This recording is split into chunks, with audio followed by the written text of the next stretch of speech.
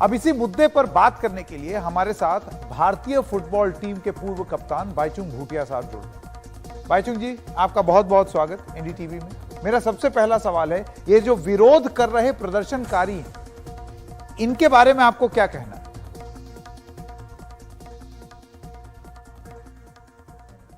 पहले तो सबसे यही है कि ये बहुत अनफॉर्चुनेट है, बिकॉज सबसे इम्पोर्टेंट खिलाड़ी लोग का सुरक्षा सबसे इम्पोर्टेंट है।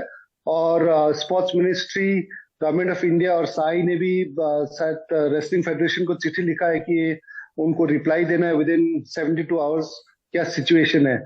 तो मुझे लगता है कि प्लेयर्स का सिक्योरिटी, सेफ्टी बहुत ही इम्पोर्टेंट है और इसमें कोई कॉम्प्रोमाइज नहीं होना चाहिए।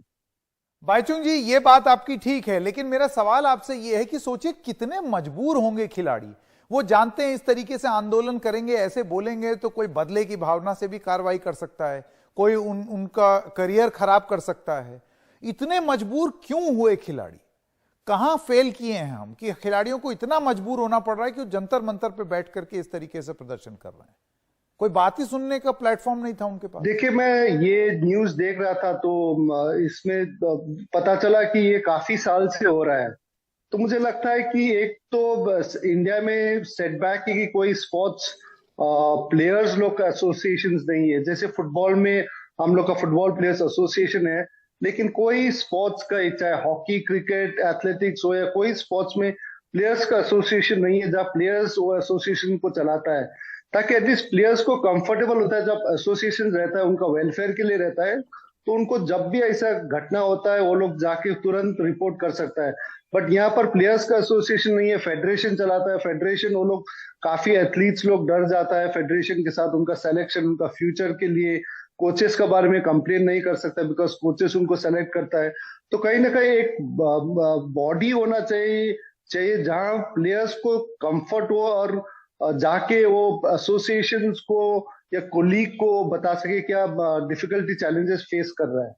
बहुत ही बड़ी बात, बहुत ही बड़ी बात कर दी है बाईचुंग भूटिया ने। और एक ऐसी बात आपने हमें बताई कि बताइए, इन खिलाड़ियों की कोई अपनी आवाज उठाने वाली एसोसिएशन ही नहीं है, यानी यहां तक कि क्रिकेटर्स की भी एसोसिएशन नहीं है। कहां जाएंगे ये लोग अपनी बात कहने? इससे सड़क पे उतरना पड़ा है। मैं आपसे ये जानना चाहता हूं बाईचुंग भूटिया जी, आपको लगता है कि वो वक्त आ गया है कि अब एक मुहिम की तरह इसको छेड़ा जाए कि फेडरेशन को नेता ना चलाएं, खिलाड़ी चलाएं? एक खिलाड़ी का दर्द एक खिलाड़ी ही समझेगा।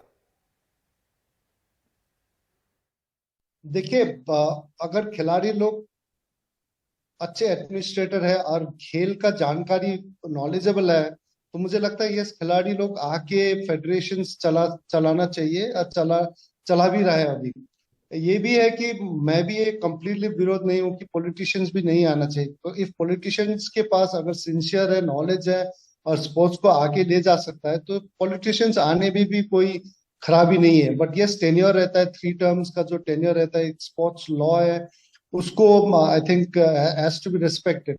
बट कई जगह खिलाड़ी लोग भी just for the sake of खिलाड़ी हूँ, फेडरेशंस में अपना पद लेके, पोस्ट लेके जाना विदाउट द नॉलेज, खुद का स्पोर्ट्स का नॉलेज नहीं है, उनका प्लान्स नहीं है, आगे long term short term plans नहीं है।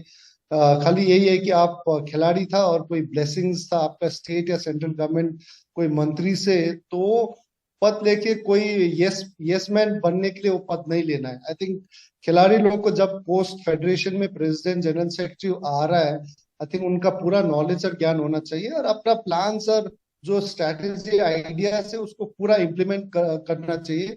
बट खाली आप सेंट्रल गवर्नमेंट और स्टेट गवर्नमेंट का यस मैन बन के वो पोस्ट नहीं लेना है। बहुत महत्वपूर्ण बात आपने बोली है बाईचुंग भूटिया जी, बहुत बहुत धन्यवाद इस जानकारी।